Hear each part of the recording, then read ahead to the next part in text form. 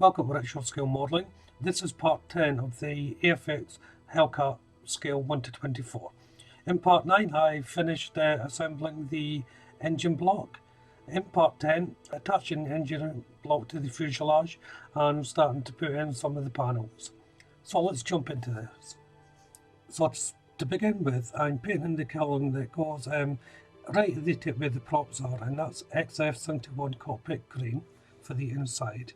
I'm then using Tamiya's XF2 flat white for the outside. Now, also depending on what variant you're doing, I'll dictate what colour you're doing.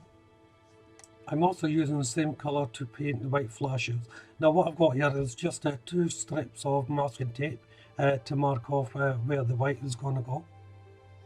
Then just thin coats with the white and just building it up. So while that's drying, it's time to build up this cowling. The bottom part forms the main air intake, and there's a couple of little brackets you have to place on first. The recess points of that are quite easily defined, so it's just a matter of placing them on. I'm going to be painting this inner part in steel instead. So the colour is Revel Aquacolor 91 steel. So I'm changing the colour all the way around. I just thought steel would actually work better in this part. So it's time to put it together, and the bottom part just pushes on. There's a couple of recess points right on the side there. You can't go wrong on positioning. Also for the brackets inside, the location points for it are well defined. So now it's dried, I've decided that it needs to be cut in half. Now the reason for that is because half the plane is going to be shown in its skeleton form. So what I'm going to do is just mark off where I'm going to make the cut. So I've married it up to the engine and get the center line, and I'll just mark the area with a pencil where I'm going to cut. You can see the center line there. There's a little recess point where a support bar goes in. So if you're doing this, remember that you don't want it to be exact dead on. Make your mark slightly off to one side to allow for sanding and tidying up the part as well. That's quite important. So I've just marked off with a bit of masking tape where I'm going to make the final cut. Now I'm using my Japanese straight saw here. It's a wood saw, but it's got a fine edge, and it's great for making 10-inch mortar joints and woodworking, but it's also good for cutting the plastic. Now this one is a Tamiya saw with the flexible blade there. These are very good as well, but I prefer the actual woodworking saw. The handle's better and it's got more strength in the blade. So begin to cut very slowly, just getting the line to form with the saw, then gradually just sawing down. And this is why I made it up first, because you want to get the same line all the way through the piece. And it should come off slightly. The little bottom part came off there while I was trying to saw, but that's alright. It's easy enough to fix it. Obviously it wasn't quite dry before doing it. But the important thing there is I had actually got the cut done before it fell off. And it was a simple case of cementing it back on.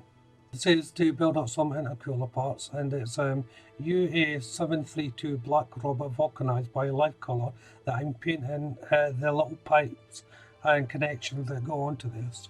And I'm using the same colour on these pipes. These are going onto the front of the plane just before the engine block goes on. Construction is fairly straightforward, and the main colour is XF71 cockpit green.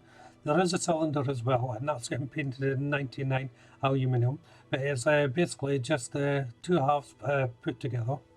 First to go in is the pipework, and they get placed on just at the front here. There's 4 little recess points that you can that go into it. The leading pipe then gets attached to the wing.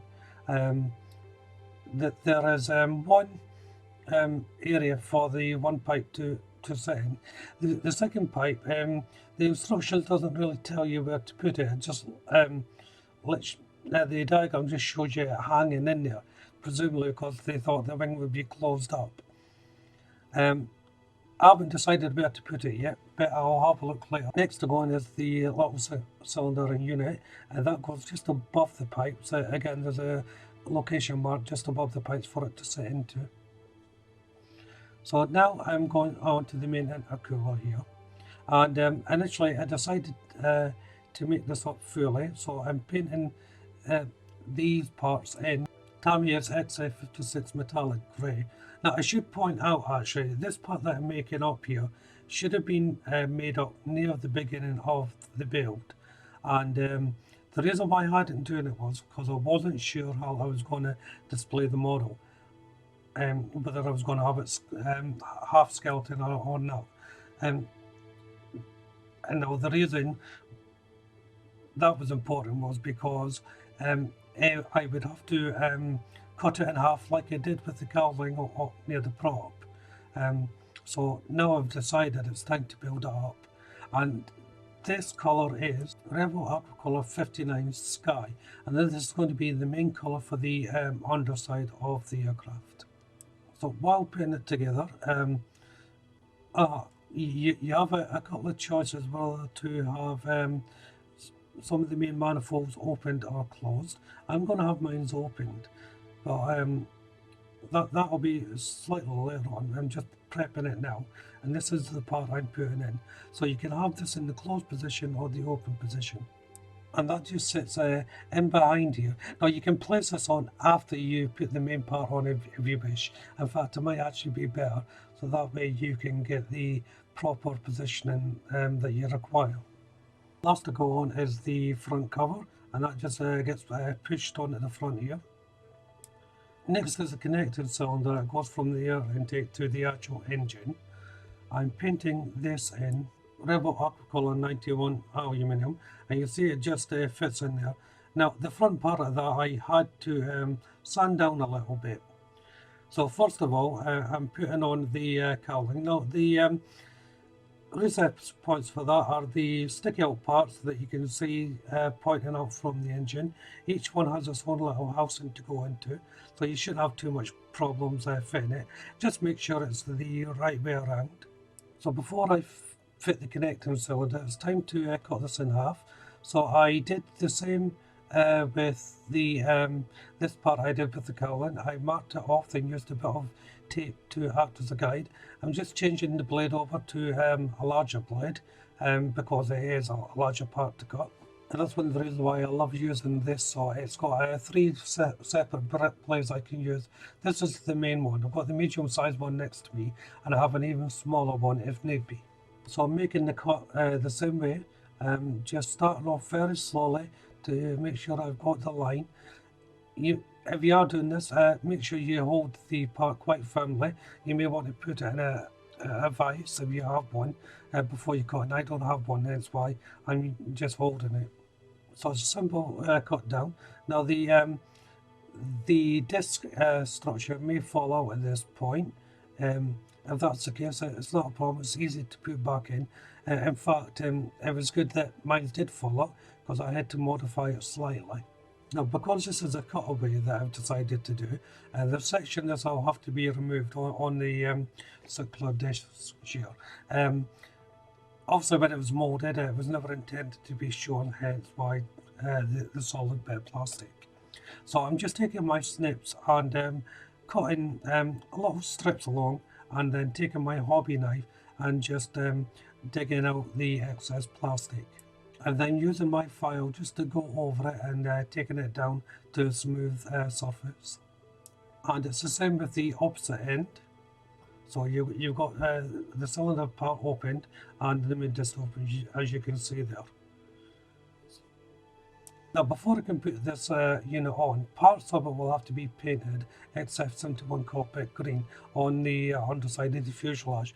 This was never intended to be shown, so obviously the instructions don't tell you to paint it. Because half of it will be showing, I'm just giving it a coat of the inside colour. And I almost forgot to do this, to fill in the recess holes with a little bit of filler. I should have done this before I painted it in. And I just completely slipped my mind, so I'm doing it now. It's not a big drama. I'll just sand it down a little bit once it's dried and repaint it. So it's now time to fit the intercooler intake system here, and it just fits into the two recess points on the opposite side that I didn't fill in, obviously, and it just butts up against the main fuselage there. Now to put on the connection tube. This, as I said, needed to be sanded down slightly. The flatter part goes into the main engine housing. It was a little bit thick, so I just thinned down the wall slightly to fit it in. This part here, you don't have to fit if you're having the intercooler flaps open, closed even, sorry. These are for if they're open. They act as the hydraulic piston to keep them open. Now, I managed to break mine in the end. They're a very delicate part, so be careful with it. It's time now to attach the engine. I'm placing the small bracket on first. Now, only one bracket location point will be needed here, because the other one is not there because the wings are not off. Sorry about the camera angle, I'm just having to make sure that I get the top bracket in position now, and it should just push on and sit firmly into it. It's quite easy to fit actually. And now to put the covering in for all this work, and I've cut this one in half again using the same method, and this just goes over where the connection tube is going. That's why I cut it in half. So it's just a case of a little bit of cement, and again it butts up against the fuselage. This is where the two little pistons that hold the fuselage, the flaps open. I broke my mouth of it, as I said. So once that's in, all I have to do now is attach the flap in the open position. I'll bring part 10 to a close. If you haven't done so already, check out the channel for the other builds. Subscribe to that channel for all the updates and any future builds. Hit that like button, and of course you can leave a comment. But for now, thank you all very much for watching. Bye bye.